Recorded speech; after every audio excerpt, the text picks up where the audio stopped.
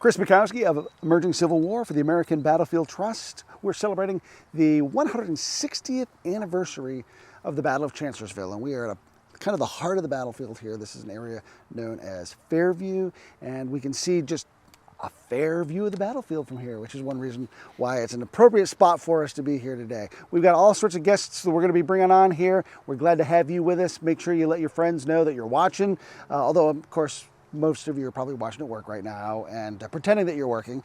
But when the boss comes in, switch to something else and then come back to us. Like it, share it, subscribe, let your friends know. Tune in, we got lots more coverage coming up.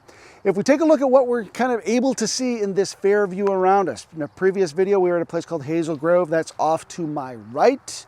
That's kind of to the west-southwest. If we look behind us here, we're going to see the remains of some federal works. There are going to be some artillery pieces here. Those artillerists are going to find themselves under converging fire, as we mentioned in our previous video, and so they're going to actually have to shift the position of some of their cannons. So you're going to see two different cannon lines out here if you come. We're going to talk a little bit about that. The CCC, the Civilian Conservation Corps, which did a lot of the infrastructure of this park in the 1930s, will then redig some of those artillery positions so that they are improved. Conservationists today would be appalled by such things, but they're building this so that tourists have something to see, and they want folks to be able to see those artillery positions. So their intentions were good. We benefit from those today, and you can come out and look at those yourselves. Behind me, you can see modern-day Route 3. It's heading eastward toward Fredericksburg in that direction. You'll notice that as you go way out in the far distance, the Chancellorsville intersection is out there. As Route 3 gets out there, you'll notice that it's built up. Kris White just used the phrase causeway as we were chatting about it because it's elevated some 15 feet above the low ground that's out there. Also, as you see off in that direction, you might see these posts that are just in the near distance behind me. That's where the overseer's house was, who oversees this plantation here. You can see over here the brick wall where there is a family cemetery. The Chancellor's Cemetery is there. We've talked a lot about Melcy Chancellor over the course of this series. He's buried there along with members of his family. When soldiers first showed up there, they thought there was a little church or chapel there because it's a nice little quaint churchyard looking sorts of things. So lots to see, lots of resources you can take advantage of when you get out here and explore this battlefield for yourself, which is exactly what we want you to do. But for those of you who can't get out here right away, we're bringing it to you today live from the anniversary. I want to bring on my friend Dan Davis. He's going to talk a little bit about the situation as the Federals have been kind of responding to the new Confederate presence at Hazel Grove. Jeb Stuart, who has now taken over Stonewall Jackson's corps, he's linking up with Robert E. Lee and now starting to put the pressure on the Federals who are here. Thanks, Chris, and hello, everyone. Thank you all for joining us. So great to see you.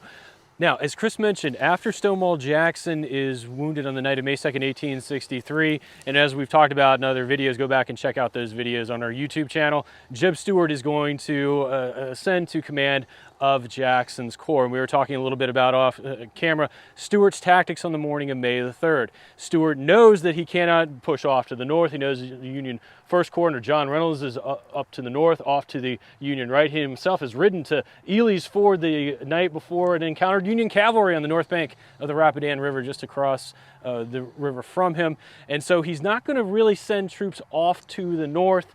He knows that he's got to get to Robert E. Lee, who's on the other side of Chancellorsville. He just needs to keep pushing on west. So he essentially just adopts Jackson's plan from the previous evening. He stacks up Jackson's divisions. It's an offensive in depth, if you will, and he just begins pushing the Federal troops, trying to push them back, obviously, in this direction, link up with Lee, take the high ground at Hazel Grove to give the Confederates that artillery platform. Now, one of the reasons why Stuart is placed in command of the Second Corps that evening is because he's going to serve as no pun intended, a great shot in the arm for the Confederates. He's going to be a morale boost. They've lost one of their most popular commanders in Stonewall Jackson. Stuart is just as, if not more popular than Jackson. He's the person to have in charge and lead this attack. And during the morning hours of these assaults, he's seen throughout the battlefield, riding up and down the lines, encouraging the men. He has found an old Union sack coat,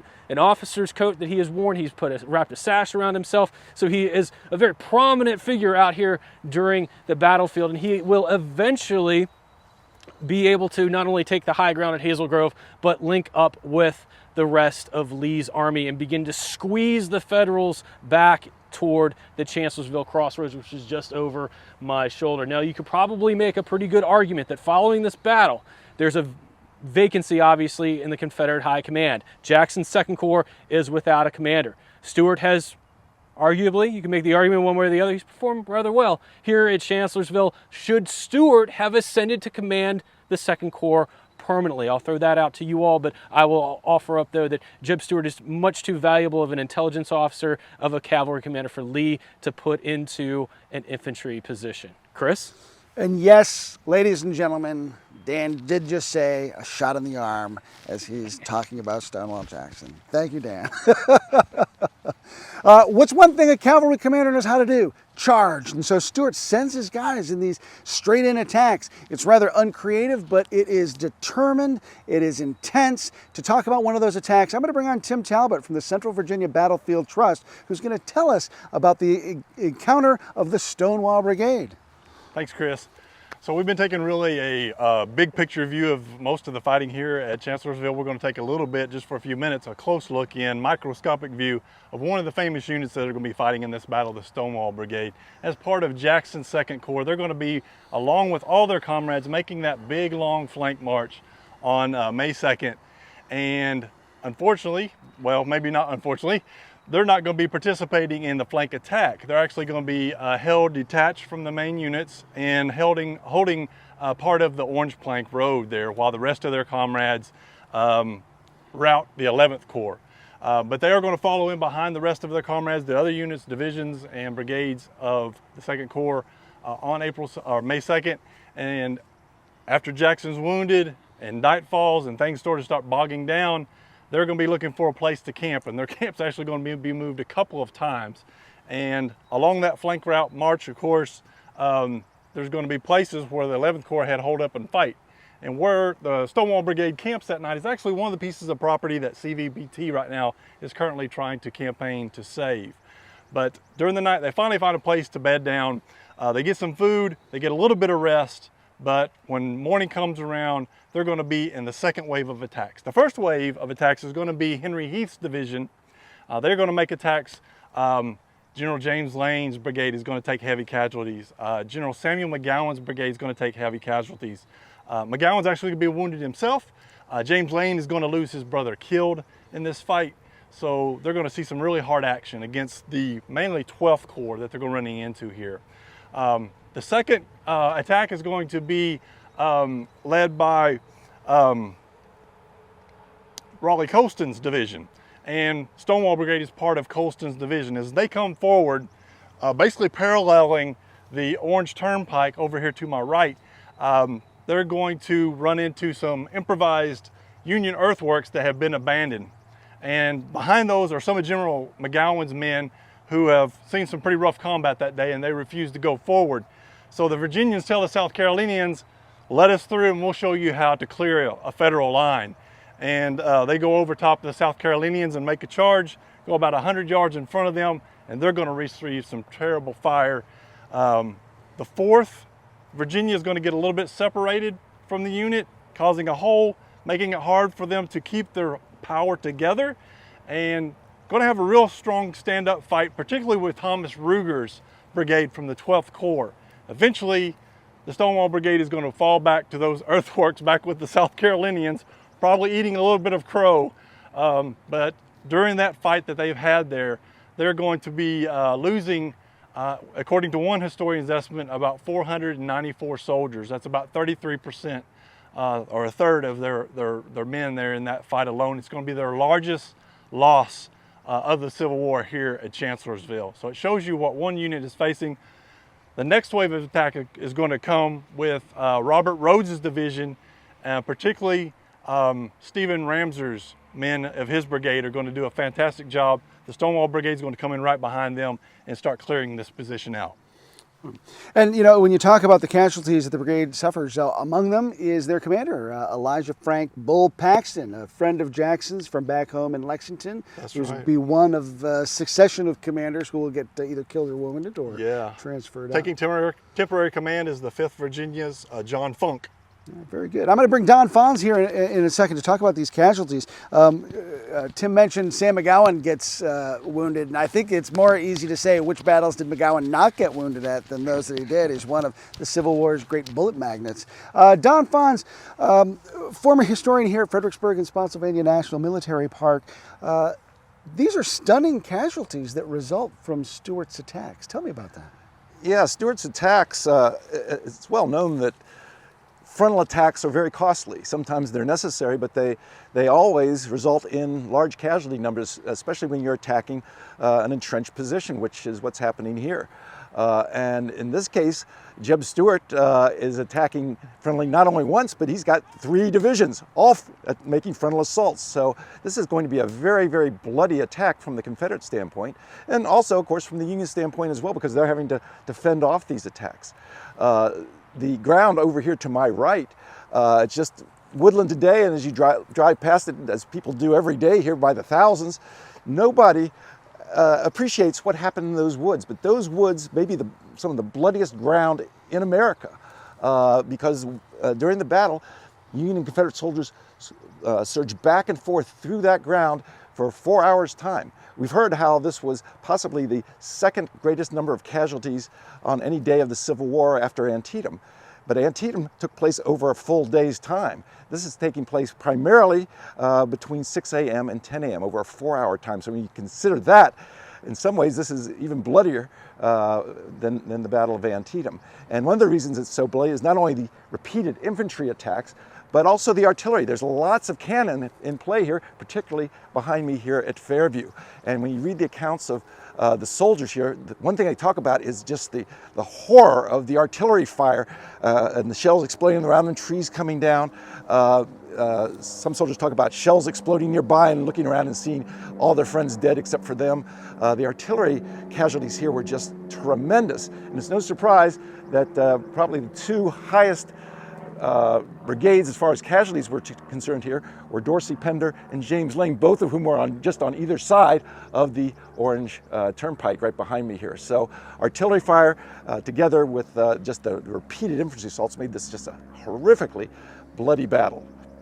So, and of course, James Lane and his brigade, they're suffering under the terrible cloud of having accidentally wounded Stonewall Jackson the night before. So they suffer especially bad casualties as they're running in saying, "Remember Stonewall, remember Stonewall." Yeah. So I'm going to bring on my friend Greg Mertz here in just a second. We've been talking a lot about the Confederate perspective. Things on the federal side are just as dicey, just as terrifying, just as frightening. They're anchored by some really powerful artillery, which allows them to stay in and sustain themselves against these waves after waves of Confederate assaults. Greg, tell us a little bit about what things look like from that federal perspective.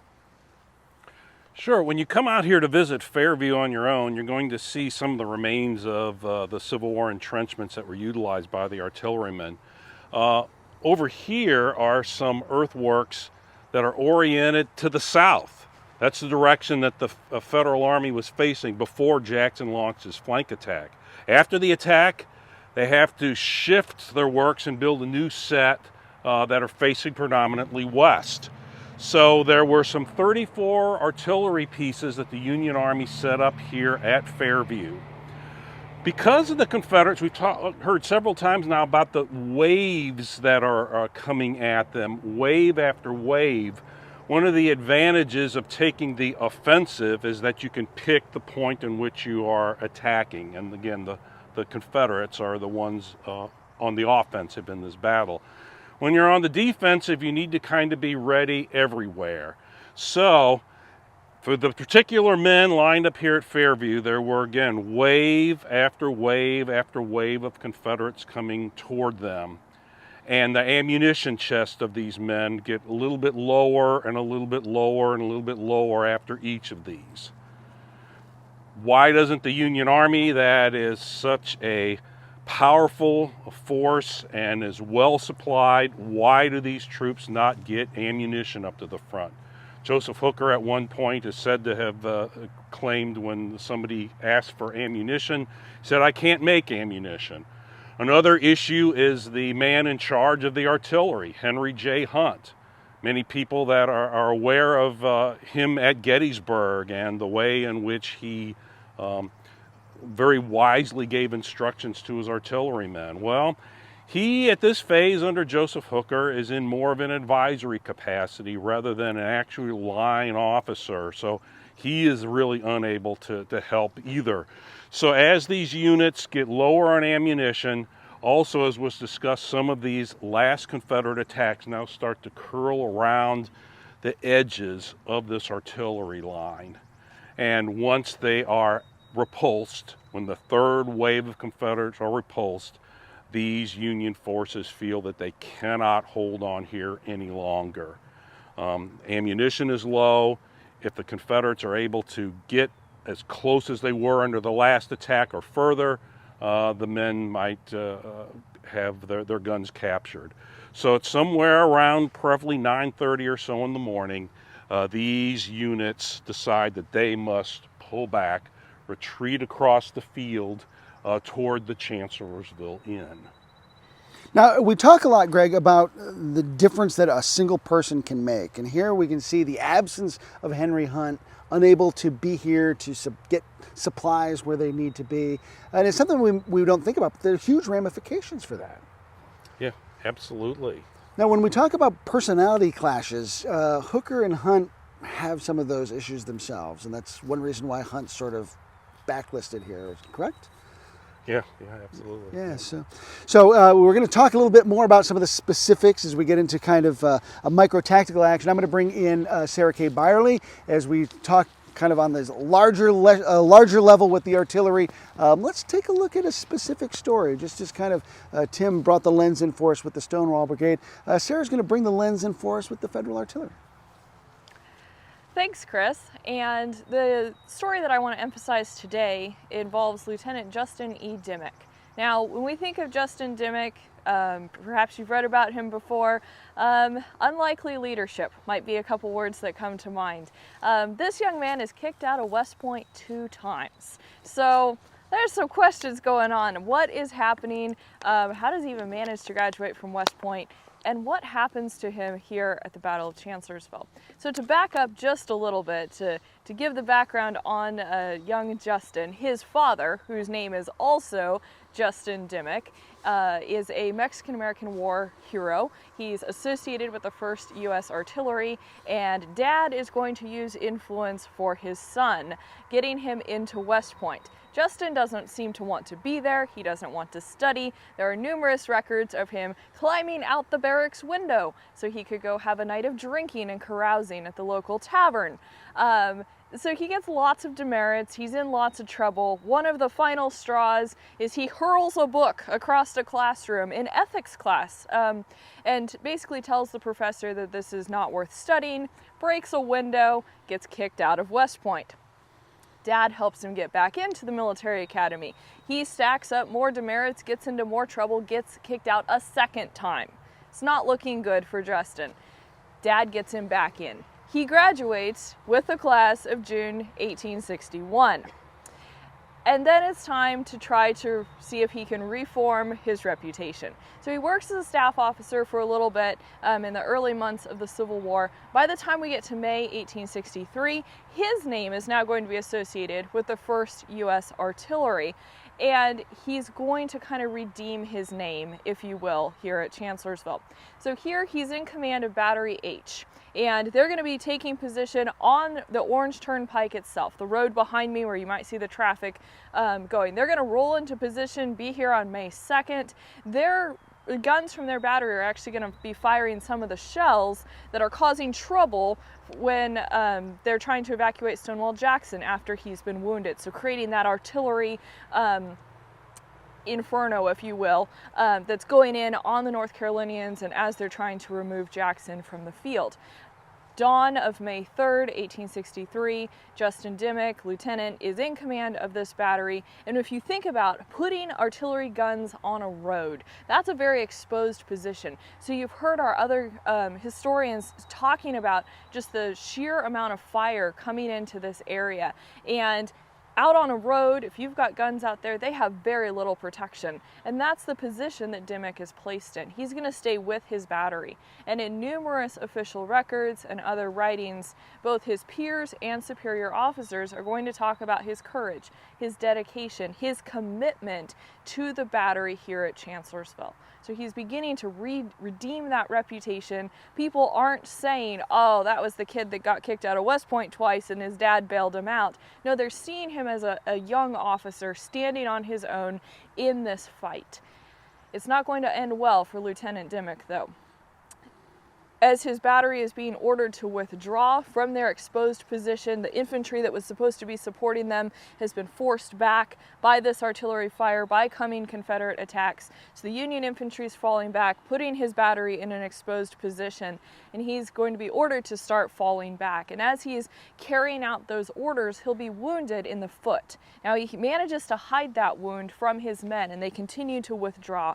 But just as the guns are getting limbered off to be pulled to their new position, Dimmick will be wounded again, and this time it's a mortal wound that will damage his spine, and he'll die 2 days later on May 5th, 1863. He'll eventually be buried in New Hampshire in his family plot. But going back to that idea of what did his peers, what did his superior officers see in Dimmick's actions that day, they talk about his courage, they talk about his commitment, and here on that day at Chancellorsville, it's not about his West Point reputation, it's about what he did on this field of courage. I think Dimmick's story really kind of shed some light on the horror of the fighting that goes on and the intensity. And we forget sometimes that these are individual people who are experiencing individual moments of heroism, of cowardice, of fear, of bravery, and we have all that swirling around here. Kris White's done a tremendous amount of research into the action that's taken place over the course of those 4 hours of horror here at Chancellorsville. And I want to bring him on here to share just a little bit of the insight that he has gleaned from just how horrific this fighting was. Notice I'm still not his friend in this video. Let me bring on my good friend, Kris White. That makes me feel better. It's all about my ego. Come on. So I know that a few people comment about, my binder. This is actually my guide binder. So if Chris calls me and like, we need to give a tour, all I have to do is go to my shelf, pull this out, and I got quotes ready to go. So what I want to do is kind of bring this story here at Fairview together. The battle here starts at dawn, and I'm going to read you some quotes from some men who served out here just to bring it to you. But we have to remember what's happening all at once. This isn't happening one piece at a time, so it's very hard sometimes to track what's going on. From the west coming towards the east, from my right to my left, we have Jeb Stuart, now commanding the Confederate 2nd Corps, attacking in this direction. Off to my left, about a mile away, will be Robert E. Lee unleashing assaults on the far side of the Union salient here at Chancellorsville. So we have Confederates coming in from 2 sides and eventually 3 from the south. Then we also have actions that are starting to take place at Fredericksburg. We have the Union 6th Corps moving up into the town, preparing to make an assault towards Marie's Heights, that famed Marie's Heights, but those troops are supposed to come in behind Robert E. Lee off to my left and act as a hammer, whereas Hooker will act as an anvil here, and we will smash part of Lee's army between them, and then we can turn on Jeb Stuart. But unfortunately for Joe Hooker, delays in communication, as well as giving one of the slowest generals in the Union Army this task, it is not going to work out for him. So now we have a fight, and this truly is an infantry fight, man versus man, artilleryman versus artilleryman, and this will be a close action here as we have troops coming in from all sides. Imagine behind me just a sea of blue, and we'll see horses behind me. We'll see men in blue, and they will be trying to hold back this Confederate tide. Robert Cruikshank of the 123rd New York, entering his first battle, said Sabbath morning when the sun rose, it looked like a ball of fire, at which time the enemy made his first attack on May 3rd, 1863. He did not send out any skirmishers, but massed his infantry on the plank road and made a desperate effort to break our line. We had our pickets out, and when they were driven in, we were ready to receive them. They appeared in one solid mass of living gray. And this will come up a number of times from Union soldiers talking about this living, breathing mass of Confederates coming towards them. The enemy charged us in a solid column again and again, their battle cry sounding above the roll of musketry, the roar of cannon, the bursting and crashing of shell. The enemy would come so far, when their ranks would become so thin they would fall back a little, fill them up again. When our men would see them giving way, cheer after cheer would be heard. So it's almost a seesaw action taking place. It started over at Hazel Grove coming towards us. We have James Huntington's Ohio Battery trying to hold back part of James Archer's brigade. They'll fire what we call rotten shot because they run out of canister. They'll take the fuses out of the exploding shells, fire the gun, and hopefully whenever the flame goes down into that shell, it will explode at the end of the barrel, creating shrapnel just like canister. Then Charles Graham's brigade will start fighting over there. Will fall back and will become so angered that so many Confederates are firing at them that David Bell Birney, a division commander, rides up and says, "Halt and give those fellows a volley." They will about face, fire, and fall back. Graham's brigade will be called back into action later on that day. They will sustain the highest number of casualties on the Federal side, 790 here at Chancellorsville. Fast forward 2 months to Gettysburg, they suffer another 700 plus casualties, losing more than 1,400 men in 2 engagements. Then coming across these fields will be, as Tim pointed out, and Don pointed out, some other units. One of those units will be Sam McGowan's brigade of South Carolinians, who in 15 minutes lose 5 brigade commanders in succession, one after another after another.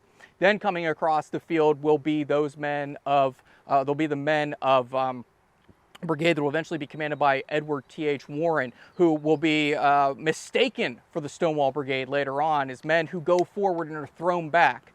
The Federals hold their line time and again, keep throwing back these Confederate onslaughts. Unfortunately for the Federals, though, they're going to start running low on ammunition. The Federals will talk a lot about the wounds up here, the dead. They'll also talk about the cannon shots.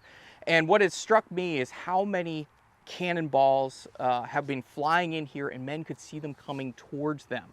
And I'll read you some accounts here and in another video, but one man with the 57th Pennsylvania said, "I started for the road to follow my regiment," meaning the road behind me, "and I looked up and saw a shell coming straight for me. I stopped and gazed at it, but could not move. It dropped enough to strike an oak sapling about 6 inches through, or about 8 to 10 feet in front of me, and being a cap shell, exploded. I heard the explosion, then all was blank. How long I lay there, I do not know. The next I remember was a distant roaring in my head, and the soldier who had given me a drink was steadying me on my feet and asked me if I was hurt. I told him I had not been touched. I then discovered my sword was cut in 2 by one of the pieces of the shell that had struck me on my left side and also striking into my blanket roll. It passed between me and my left arm of my body. That was what knocked me down, and this is the way it was done." Amazingly, he's hit on his side. The shell hits his sword, hits his blanket roll, but doesn't make contact with his body. Another soldier running back through here will be retreating from the line when an artillery shell comes bounding in. And remember, solid cannonballs will bounce. The movie The Patriot might not be the most historically accurate, but whenever you watch some of the scenes there, you'll see bouncing cannonballs. One of these cannonballs actually had bounced right behind a Union soldier, hit him under his knapsack, lifted him up, ripped the knapsack off, leaving his straps, and he landed down and kept running. Amazingly, that ball did not make contact, but sadly others do. One man in the 57th Pennsylvania said, "While we were forming, a man from Company B, as I now remembered him, of the 57th Regiment came to me and said, 'I am going in with you, Captain.' I said, 'Fall in,' and I supposed he went to our left of the company. Immediately the order came down the line, 'Forward.' A shell exploded in our front, and a piece of it cut the top of the man's head off in the rear of me. I then discovered it was the man of Company B. For a second, perhaps, after the top of the man's head disappeared, he was still standing. The nerves then relaxed, and he went down." The horrors that will take place up here are just, to some men, indescribable, and we'll leave them what we would consider today post-traumatic stress disorder, while others will write down what they saw. The Confederates, though, will keep pressing on up into this area. George Winslow's battery will actually decompress their barrels so they're almost level, put solid shots down those guns, and use them as large rifles, trying to pick off the Confederates, cut swaths in them as they came up into this area. A man with the 7th New Jersey remembered being hit by the Stonewall Brigade. He said, "We immediately reformed the regiment, reloading our guns, and awaited a repetition of the incident," meaning being attacked by another brigade. Another yelling rang through the forest, announced fresh troops. This was Paxton's Stonewall Brigade, and they also passed us on the double quick without being aware of the trap we had laid for them. The 7th New Jersey actually had found a small hollow and a former earthwork of someone else who had been here earlier, and they allowed the Stonewall Brigade to start going beside them, and using smoothbore 69 caliber buck and ball muskets, were able to turn and fire right into the Stonewall Brigade. The Stonewall Brigade lurches back, and amazingly, not one man of the 7th New Jersey fell in that assault. Even though the Federals are fighting behind breastworks, they're still going to take heavy casualties. A man in the 3rd Michigan said the rebels poured their shot and shell into our midst, and many a poor fellow rolls over without a groan. Captain Mason is killed lying down by my side, a piece of shell taking out his bowels and killed him instantly. Our front line gives way and we arc on our feet once more, ready to receive the charge of the victorious enemy. The enemy charge us in 8 or 10 lines deep. Artillery opens on them, and then our musketry mowing them down in fearful gaps in their ranks, but on they come, and back we have to go yet again. So what keeps happening is that Stuart's men are thrown back, but he keeps pouring more into these attacks, and more and more. And the only thing that is going to carry this position is the grit and determination of the Southern soldiers, and the fact that these guns up here are going silent. Not only are the Federal infantry running out of ammunition, so too are the artillery. Alpheus Williams, the division commander defending this position, who's on his horse Old Plug Ugly, my favorite horse of the war, will be up here when an artillery shell hits underneath Old Plug Ugly, goes 10 feet into the ground, explodes, and lifts him off the ground. But amazingly, Plug Ugly's safe. But Williams will call back to headquarters, asked for Hooker, and he said, I ordered a staff member to General Hooker. And Hooker said to hold this place at all hazards, who to my protestation said that I had no ammunition. He replied with immense pomposity, use the bayonet. As we were suffering hugely from artillery shells thrown from a half mile to a mile distant, I didn't exactly see how my bayonets were to be effective. To finish off up here, the Confederates, too, are going to be paying a heavy price. James Lane's brigade, who wounded Stonewall Jackson the night before, we will see the death of one of the men of the 18th North Carolina, Colonel Thomas Purdy. Purdy had been chewed out the night before by A.P. Hill, Stonewall Jackson's second in command, for his men shooting Stonewall. And Purdy the next day seemed to have a death wish. He went over top of the works 3 separate times, was wounded twice, and the 3rd time he was shot through the head and killed. When his body goes down, Union soldiers will strip it of its coat, it will strip it of other items that he had, and eventually the 18th will push forward and recapture Purdy's body whenever they get the opportunity later on to do so. But this is not anything that you want to try to do, is go over to the top. In fact, at one point, Warren's brigade of Virginians are grabbing the legs of others, telling people not to go forward. It was that hellacious. But the Confederates keep pressing on. In fact, Colonel Brian Grimes said of the 4th North Carolina that I myself put my foot on the back of the head of an officer of high rank and mounting the earthwork, and through very spite ground his face into the earth. That's what he thought about these men telling him not to go forward. But when they finally do go forward, the losses will be just astounding. The 2nd South Carolina lost 214 killed and wounded out of 340 engaged. The brigade overall lost 623 men out of 1,400 engaged. James Lane's brigade of North Carolinians lost 910 men, the highest brigade losses in the Confederate Army and in either army here at Chancellorsville. And that will also include Lane, who has a mental breakdown here on the battlefield. He'll actually have 2 of those during the war, once here at Chancellorsville and once near the fall of Petersburg. He will be so broken down that a dog will come over to him from some unit with Company K shaved into the side of its coat, and he will sit there petting the dog beside the body of Lane's brother, who had been killed here on the battlefield. The death of his brother was too much for him to bear. And then there will be the 12th New Hampshire Infantry, which most people don't talk about.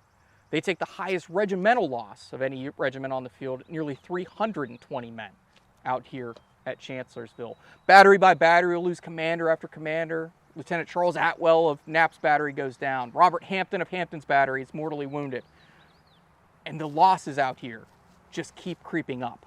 By the end of the day, by the end of the fighting here around 10 a.m., and we still have more fighting at Banks's Ford and Salem Church, we have more than 8,000 Confederate casualties, more than 8,000 Federal casualties, and that number is going to keep rising at 2nd Fredericksburg and Salem Church. And over the 5 hours of fighting just here, we lose 1 man for every second over those 5 hours on the morning of May 3rd. And the fighting is not done. The Battle of Chancellorsville continues, and so does our coverage. I want to thank Professor Andy Poulton behind the camera. I want to thank Chris. I want to thank Stuart, Tim Talbott, Dan Davis, Sarah Kay Bierle. You can tell I'm going down the line here. Don Pfanz, Greg Mertz. It takes a team of us to bring this to you, and it takes your support to bring us to you as well. So thank you for all you've done to support what we're doing here at the American Battlefield Trust for the 160th anniversary of the Battle of Chancellorsville.